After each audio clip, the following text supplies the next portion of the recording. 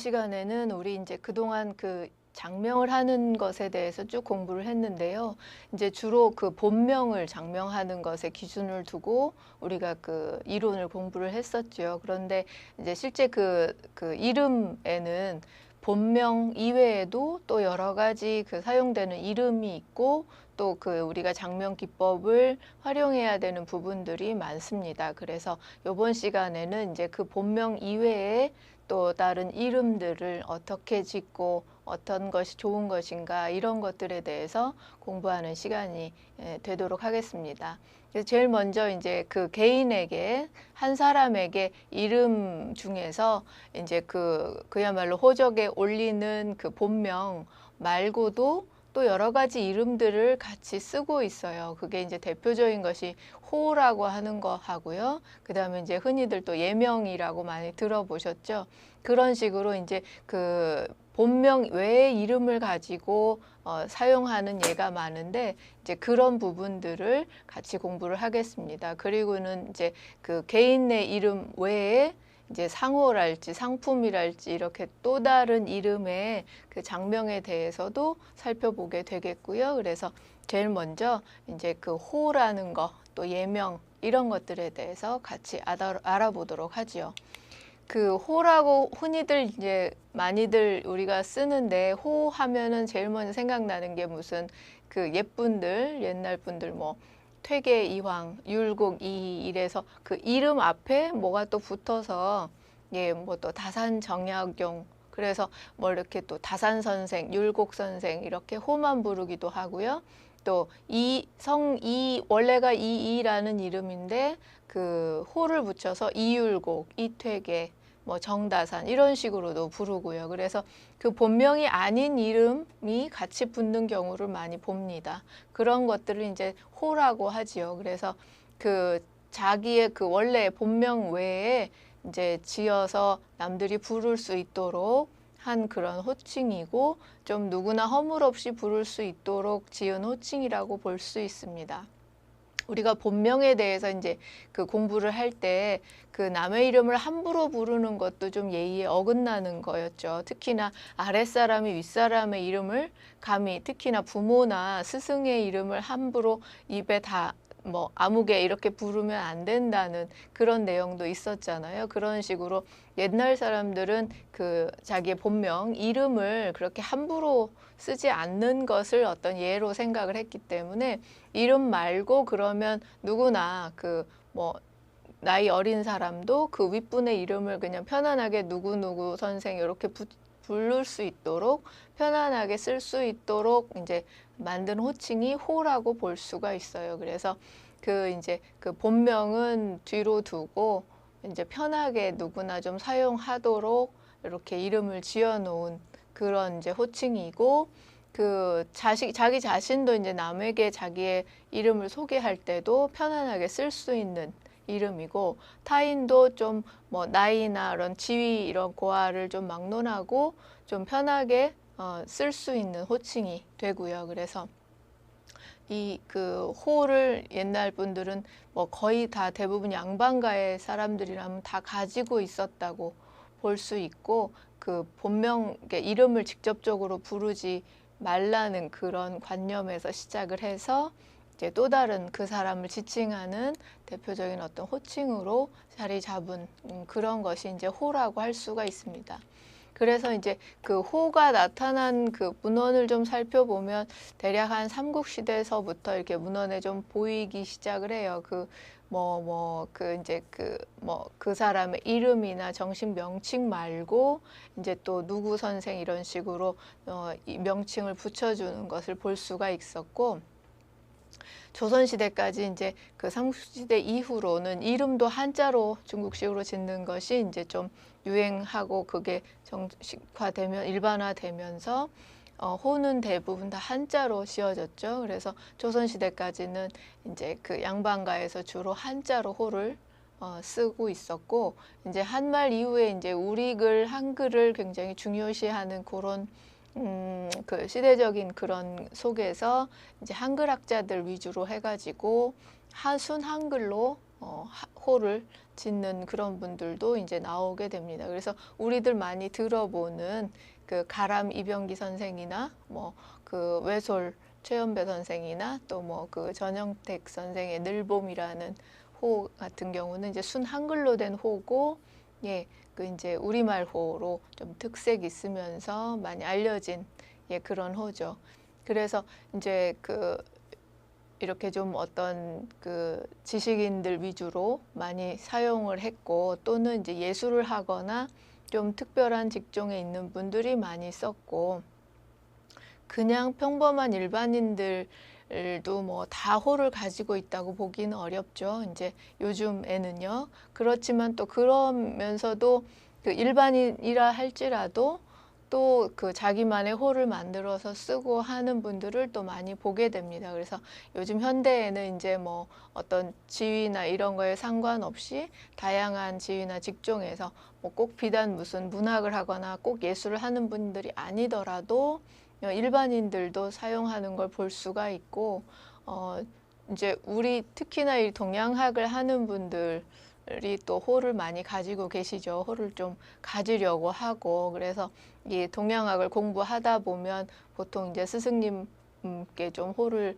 받게 되는 경우가 많고, 또 자기 스스로 자기가 정말 좀 그 원하는 이름으로 호를 지어서 사용하기도 하고 그렇습니다. 그래서 이렇게 이제 호는 그 호를 부를 때는 이름 말고 이제 호만, 뭐 다산 정약용이면 다산, 그 다산 선생, 이렇게 다산 그 호만 부르거나, 또는 같이 붙여서 다산 정약용 선생 이렇게, 예, 다 붙여서 이름 앞에 붙여서 보통 사용을 많이 하고요.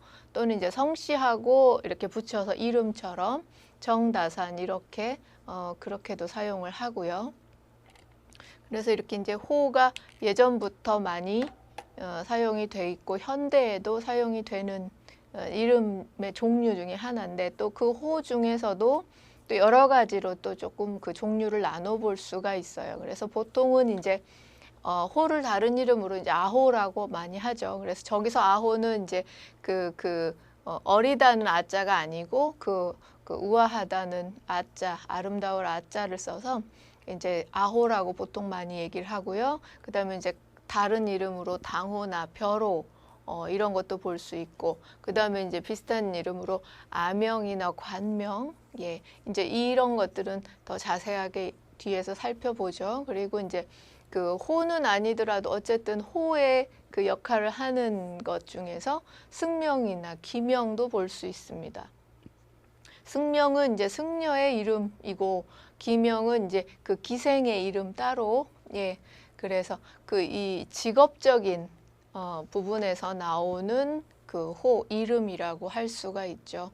그래서 보통 그 기명하면 또 많이 들어봤잖아요. 뭐 보통 명월 뭐 이런 식으로 그 기명이 따로 예전에 있었고, 또 승명도 본명 말고 이제 그 승려가 되었을 때 또 승명을 따로 받는 그런 게 있어서 이제 직업적인 어떤 이름이라고 할 수가 있고, 그 다음에 이제 또 법명과 본명이라는 이름의 종류도 있습니다. 그래서 이거는 이제 그 종교적인 그 부분에서 나오는 이름이라고 할 수가 있죠. 그래서 법명은 이제 불교에서 받는 그 이름이고, 본명은 이제 천주교에서 그 세례명을 이제 본명이라고 얘기를 해요.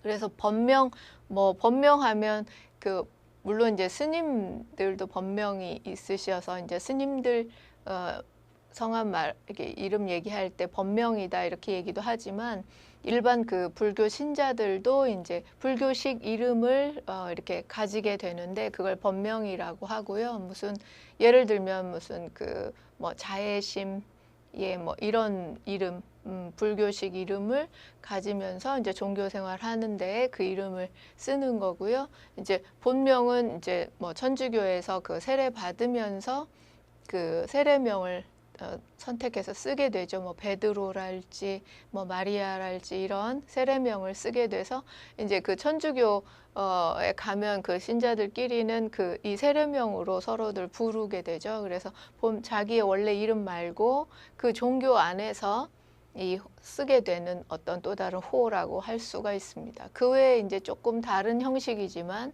뭐 휘나 시호 이런 것들도 볼 수가 있고요. 이런 식으로 그 호의 종류들이 또 많이 나뉘게 되죠. 그래서 제일 먼저 우리들이 흔히 이제 보통 사람들이 가지게 되는 이름 호라고 하는 것이 이제 아호인데, 아호는 이제 그 나를 지칭하는 이름이면서 좀 이제 본명 대신에 이제 내가 쓰고 싶은 이름, 나를 이렇게 대표하는 그런 이름을 이제 아호라고 하고, 보통 우리가 호가 뭐냐라고 얘기할 땐 이 아호를 얘기를 합니다.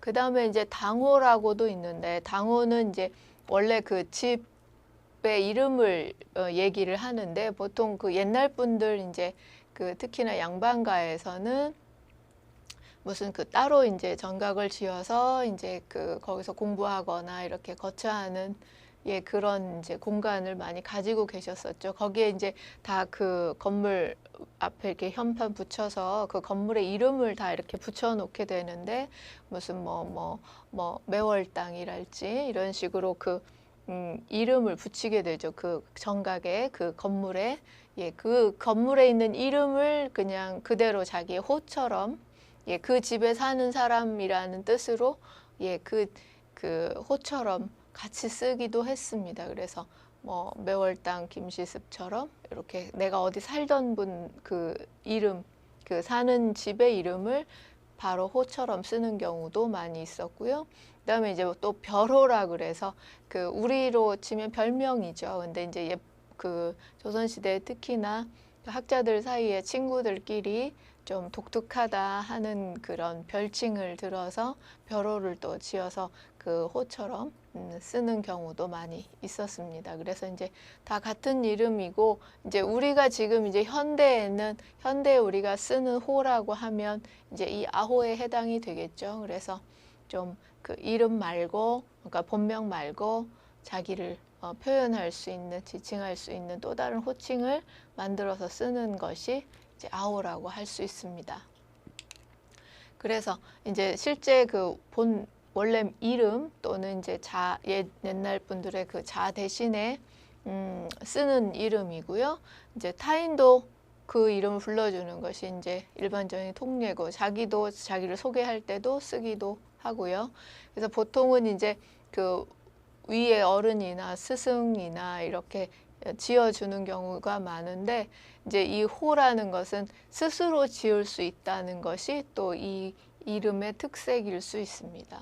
그 태어나면서 지어진 이름이나 다른 이름은 그 이름을 쓸 당사자가 직접 짓는 것이 아니고 누군가가 지어주는 거죠. 그러니까 내가 태어나서 내 이름을 뒤늦게 알게 되는 거죠. 내 이름이 이제 뭐구나라는 거를 나중에 알게 되는 거죠. 그래서 내가 직접 그 이름을 짓는 데 관여할 수가 없고, 또는 이제 이렇게 다른 여러 가지 방식으로 오는 이름들도, 하사받는 이름이나 이런 이름들도 다 어쨌든 주어지게 되는데, 이 호라는 것은 이제 내가 스스로 지을 수도 있다. 내가 생각해서 나는 이걸 내 호로 써야지 하고 쓸 수 있다는 거, 이 이름을 쓰는 당사자가 직접적으로 그 이름을 지을 수 있다는 점에서 그 본명과 좀 구분이 되고 또 특징이 될 수가 있고 유용한 면이 될 수가 있습니다.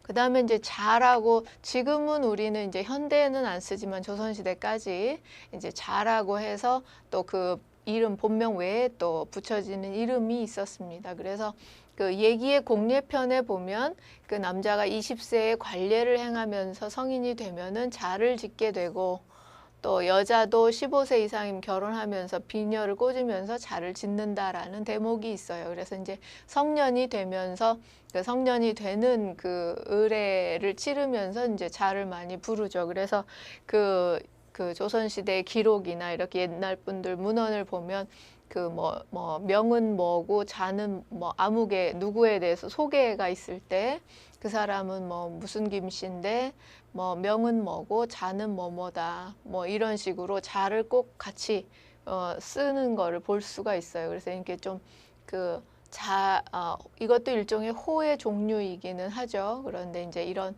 그 성년이 되는 기념으로 해서 짓게 되는 그런 또 다른 이름이라고 볼 수 있습니다. 그래서 이제 이 자도 보통은 이제 뭐 부모나 스승이나 이제 윗분들이 이렇게 지어주는 그 관례 그 기념해서 성인이 된 거니까 그렇게 이제 지어주기도 남이 지어주기도 하고 또 이제 그 조선시대 그 문헌들을 보면 그 이제 그 학자들끼리 서로 친구끼리 자를 서로 지어주고 하는 그런 대목을 많이 볼 수가 있습니다. 그래서 좀 편한 사람들끼리 이렇게 이름을 지어주기도 하고 사용했다 하는 것을 알 수가 있고, 이 자는 그러니까 거의 이렇게 동년배끼리 사용한 이름이다라고 생각하시면 될 것 같아요. 그래서 그 윗분이나 임금이나 뭐 존장님이나 이렇게 윗분 한테 자기를 얘기할 때는 자기 본명을 얘기를 해야 되지 자를 쓰면 안 되고요. 그래서 이제 자기 친구들, 보통 친구들끼리 이렇게 자를 많이 사용을 하고,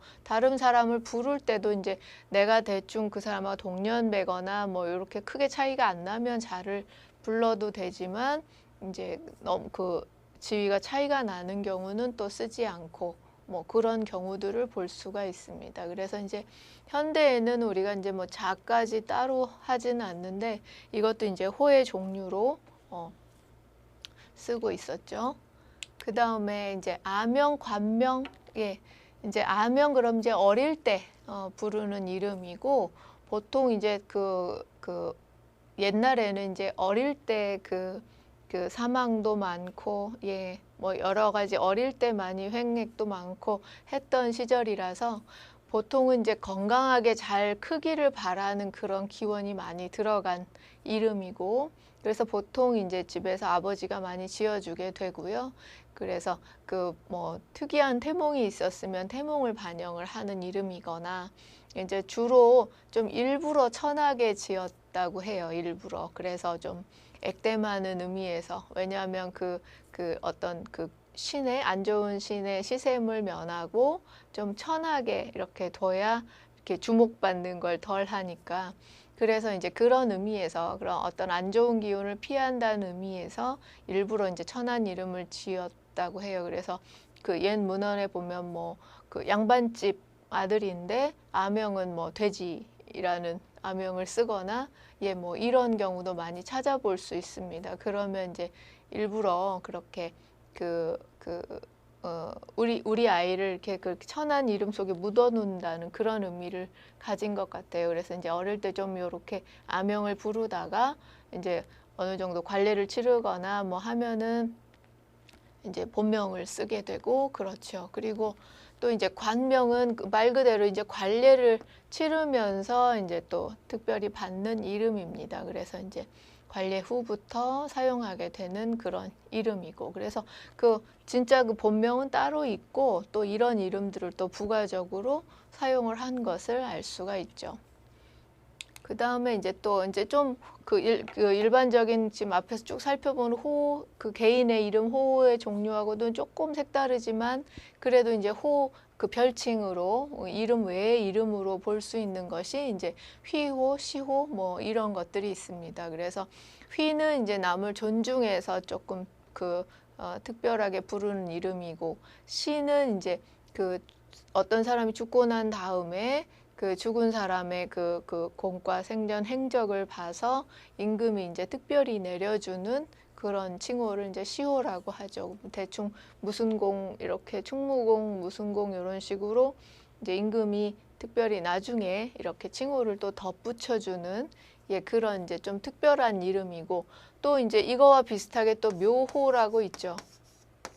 그거는 이제 그야말로 묘의 이름인데, 이제 어떤 종묘, 무슨 묘, 영묘, 무슨 묘 하듯이 그 묘의 이제 칭호를 따로 주면서 그 이름을 통해서 이제 뭔가를 표현하는 그런 경우가 되는데, 이제 이런 묘호나 이런 거는 또 이제 그 왕실의 전용물이기 때문에 일반인하고는 조금 거리가 먼 좀 특별한 종류의 호라고 볼 수가 있죠. 그래서 이제 이런 식으로 여러 가지 호의 종류들을 살펴볼 수 있습니다.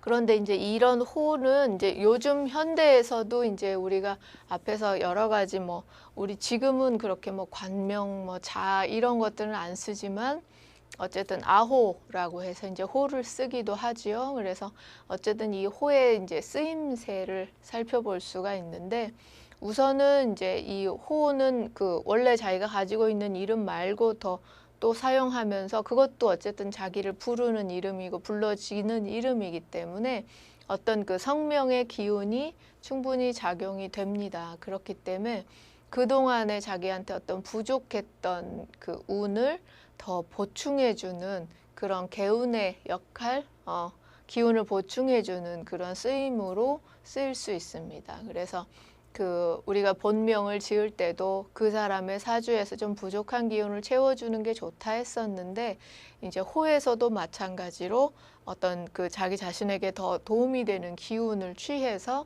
이름으로 쓰면서 그 이제 이 이름 호를 통해서 이제 더 좋은 기운을 발생시키려는 그런 목적이 되겠죠. 그래서 어떤 사주에서 부족한 부분을 채워주도록 이렇게 호를 장명할 수도 있고 또는 이제 굳이 사주를 보지 않더라도 어쨌든 그 자기가 스스로 어떤 기운을 가지고 싶다거나 느끼고 싶다거나 좀 그렇다는 그런 기운을 어떤 한자의 뜻이나 한자의 그 의미 또는 뭐 그 한자 속의 오행 이런 거 정도는 찾아가지고 보충해 줄 수도 있습니다. 그러니까 특별히 막 장명학상으로 장명 그 기법에 의해서 막 분석해 가지고 그 호를 지을 수도 있지만 이제 그 자기가 스스로 그냥 좋은 뜻의 어떤 한자를 고를 때도 자기의 그 기운을 좀 보충해 주는 그런 이제 그 글자들을 선택해서 이 그 호를 쓸 수가 있죠. 그러면 그 호도 역시 그 사람의 기운을 도와주고 보좌하면서 충분히 그 개운의 쓰임이 될 수 있다고 봅니다. 그 다음에 이제 호도 자기를 그 표현하는 어떤 호칭이기 때문에 자신이 나타내고 싶어 하는 그 이미지를 좀 적극적으로 표현할 수 있는 그 방법이 됩니다. 그래서 본명은 특히나 이제 그 자기가 태어났을 때 이미 지어졌잖아요. 그 부모에 의해서 누구에 의해서 주어진 이름이기 때문에 내가 그 이름이 마음에 들든 안 들든 사용하는 그런 경우고 또 그 이름에 내가 이제 관여할 수 없었기 때문에 내가 쓰고 싶은 이름은 아니라는 얘기죠. 그런데 이제 이 호를 통해서 내가 쓰고 싶은 이름을 만들어서 쓸 수가 있습니다. 그래서 그런 식으로 이제 나는 이런 사람이다라는 나의 그 이미지를 반영하는 그런 이름으로 만들어 쓸 수가 있는 거죠. 그래서 이제 그런 이 특히나 예술하는 분들 중에 뭐 이제 소설가나 시인, 서예가나 보면은 필명을 많이 쓰시죠. 예, 그래서 이제 본래 이름 말고 또 그 작품을 할 때 필명을 쓰시는데 이제 그런 것들도 일종의 자기가 표현하고 싶은 자기의 이미지를 적극적으로 표현하는 이름, 호라고 할 수가 있습니다. 그래서 보통 예술가들이 이제 자기가 그 표현하고자 하는 작품 세계나 이런 것들에 어울릴 만한 이름으로 필명을 사용을 하죠. 그리고 이제 일반인들도 어떤 호를 만들어서 나는 이런 사람이다라는 그런 이미지를 표현하는 데 쓰기도 하고요. 또 이제 그 자신이 추구하는 특별한 어떤 정신적인 세계나 표현하고 싶은 그런 것들을 표현하는데 나의 이미지를 표현하는데 이 호를 쓰고 있습니다. 그 다음에 이제 또 호의 그 쓰임으로 그 계명하는 계명의 대안으로 쓸 수가 있어요. 그래서 이제 그 뭐 이제 요즘은 계명 절차가 워낙 간소화돼서 이제 계명에 그렇게 큰 어려움은 없지만 어찌됐든 좀 계명하기에는 불편한 어떤 상황이랄지 계명하는데 어려움이 있을 경우에 그 본명을 그대로 사용을 하면서 호를 따로 이제 지어서 같이 쓰면서 자기 본명에서 부족한 부분을 채워주면서 또는 그 이름을 바꾸고 싶어 했던 그 목적을 이 호를 통해서 달성할 수 있습니다. 그래서 이제 그 본명을 그대로 이렇게 서류상 두고 뭐 호를 지어서 주변 지인들이나 뭐 이런 식으로 사용을 하면 그것도 어쨌든 그 이름의 부름 쓰임이 되기 때문에 이름의 영향력이 있고, 그래서 그 실제로 계명을 확실하게 해서 쓰는 것만은 뭐 못할 수도 있지만 충분히 계명의 대안으로 계명을 할 수 없는 경우 이럴 때 이제 그 호를 따로 만들어서 쓰면은 계명의 효과를 어느 정도 볼 수 있다고 볼 수 있어요. 그래서 이렇게 이제 그 호가 사용되는 그런 쓰임새를 좀 살펴볼 수 있었고요.